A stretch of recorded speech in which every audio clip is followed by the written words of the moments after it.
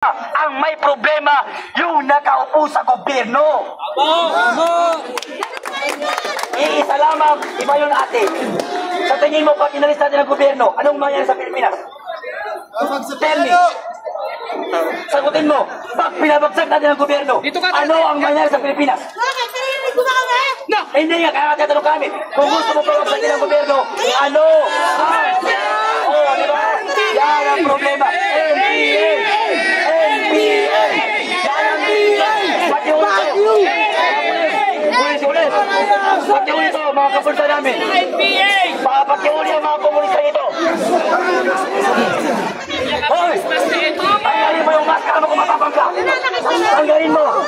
Tanggalin mo! Tanggalin mo, NPA! Tanggalin mo! Tanggalin mo! Tanggalin mo! NPA! Tanggalin NPA! Sinagot lang ang question ng tao pa. Wala tayong pinawala. Tanggalin mo! Walang mananakit. Matabang ka! Tanggalin mo! Tanggalin mo!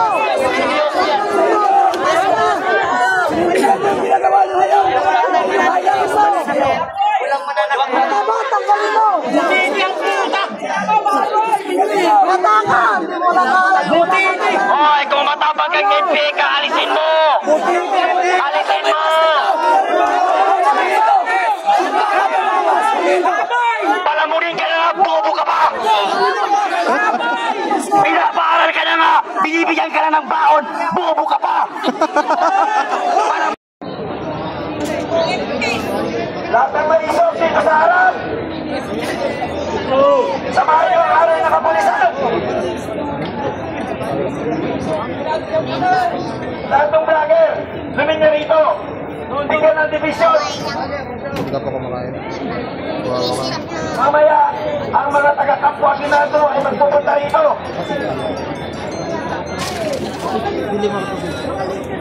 Bili ka, Toy, bilan mo kaming tubig. Okay lang. Hindi natin kaaway ang kapulisan! Pumulista lang ang may ayaw sa kapulisan! Magkano tubig Ang ka? kapulisan ay para sa taong bayan! Baka hindi mo na kami balikan. Pero sa mga komunista, ang tunay Dalawa. na tibay kalaban Dalawang sa tubig, mga putang ina nyo!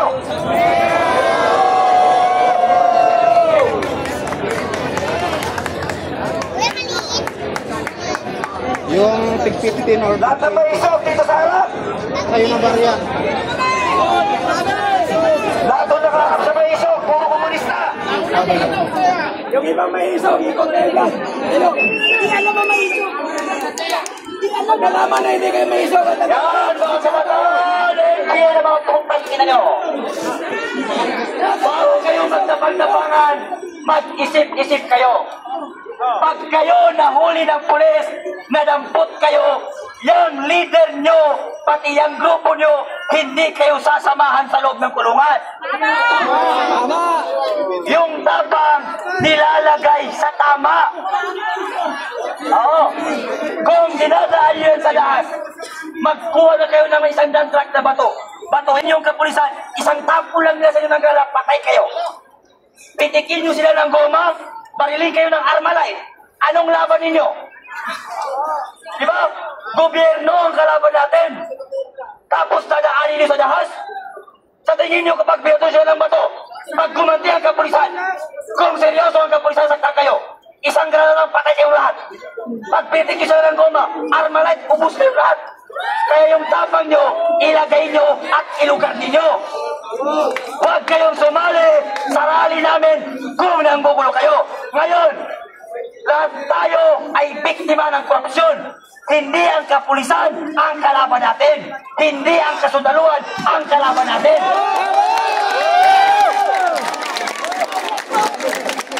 Tanungin natin ang mga sarili natin. Bakit tayo nandito? Hindi ba't para labanan ng korupsyon? Ang mga kapulisan, nagtatrabaho lamang sila. Gaya natin sila, biktima rin sila ng korupsyon. Akala mo ba sa kabataan pag-asa ng bayan? Bakit tayo nanggugulo? Kung buhay lang si Dr. Jose Rizal, sigurado kung sasabihin niya, ang kabataan ay laso ng bayan. Lahat tayo estudyante. Lahat tayo nag-aaral.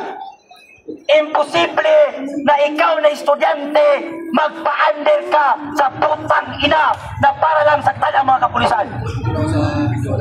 Estudyante tayo, tapos magpapa-under tayo sa mga komunista. Nag-aaral tayo, pinapaaral tayo ng mga magulang natin. Para saan? Para gumanda ang ating kinabukasan. Bakit natin pinapalisan si Marcos? Para maitigil ang korupsyon dahil ayaw natin na mamana ng kabataan sa susunod na henerasyon ang pamumulitiko na puro nakaw. Kaya tayong mga kabataan, magkaisa tayo at sukpuin natin ang korupsyon sa ating bansa at pababain si Bongbong Marcos sa pwesto ng walang daas. Wika laban sa korupsyon, wika laban sa politiko na magnanakaw. Hindi daas ang kailangan natin. Kung siseryosohin tayo ng pulis at kasundaluhan, ano ang laban natin? May basuka, may chopper, may helicopter, may tanke, may amphibian missile. Anong laban ang bato natin? Anong laban ng mga bote na dala natin? Ayan, umula ng bato ang mga putang inang mga komunista na yan. Kaya tayo, pinapaaral tayo para sa magandang kinabukasan natin. Huwag tayong maging sunod-suluran sa mga politiko na walang inisip kung hindi sariling interes lamang. Diba? Sabi ko sa inyo pag sineryoso tayo ng pulis, ubus tayo. Mag-isip-isip muna kayo bago kayo maging matapang-tapangan.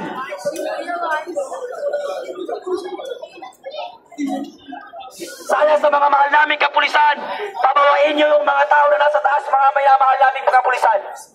Hinihingi po namin sa mga kapulisan natin na pabawain nyo po ang mga pulis na nasa taas. Ay na nasa taas na mga tao. Aray ko!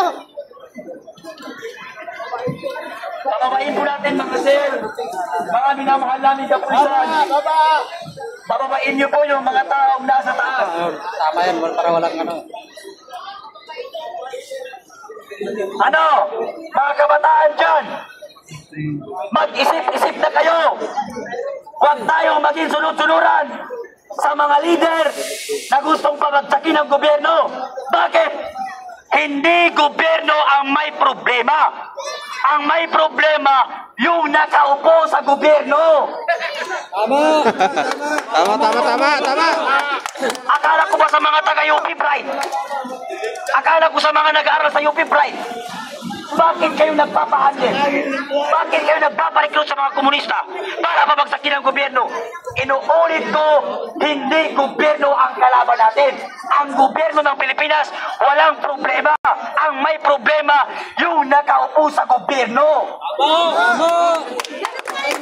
Iisa lamang, iba yun ate. Sa tingin mo, pag inalis natin ang gobyerno, anong mangyayari sa Pilipinas? Tell me. Sagutin mo, pag pinabagsak natin ang gobyerno, ano ang mangyayari sa Pilipinas? Bakit? Pinarinig ko ba kami? No! Hindi nga, kaya tatanong kami. Kung gusto mo pabagsakin ang gobyerno, ano? Oh, di ba?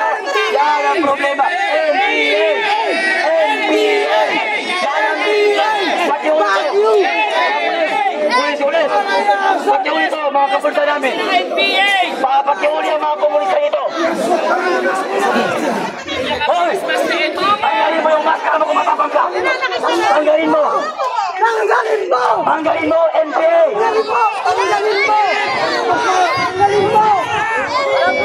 NPA.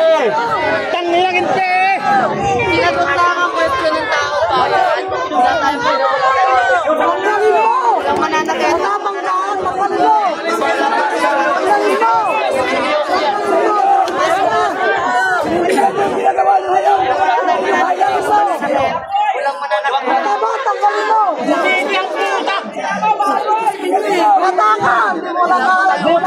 Hoy, kung matapag kang NPA ka, alisin mo! Alisin mo! Palamunin ka na nga, bobo ka pa! Pinapaaral ka na nga, binibigyan ka na ng baon, bobo ka pa! Palamunin bobo!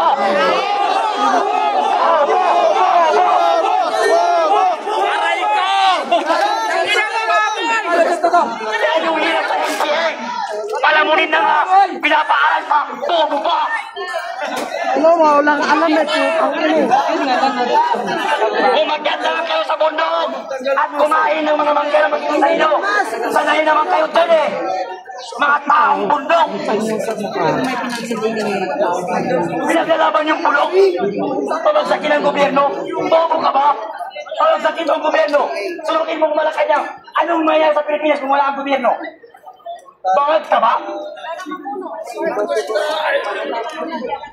Hindi ang gobyerno ang may problema.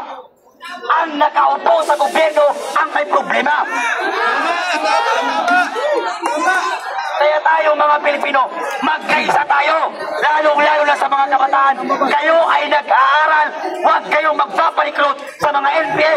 Gaya nino, Franz Castro, Lenico Patise, Raul Manuel Nabuang, Gabriela.